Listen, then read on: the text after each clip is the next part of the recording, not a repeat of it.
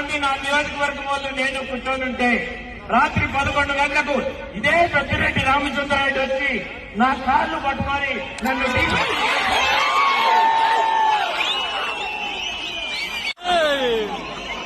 ఇదే నేను కాణిపాకంలోనో సరిగంటలలో ప్రభుత్వం పొందడానికి సిద్ధంగా ఉన్నాను.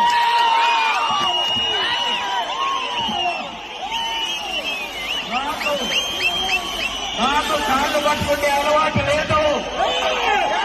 నేను సగౌరవంగా అమర్నాథ్ రెడ్డి కొడుకుని.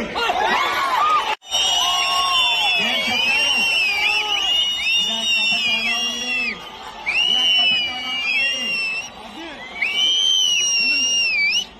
నేను చెప్పాను ఆయనకి, మీరు పెద్దవారు నా కాళ్ళు ఎందుకు పట్టుకుంటున్నారు, ఇది మంచిది కాదన్నా, మీరు లేని ఇది మంచిది కాదు.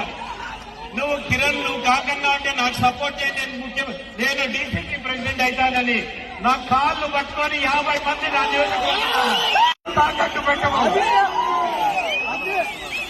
ఇన్ని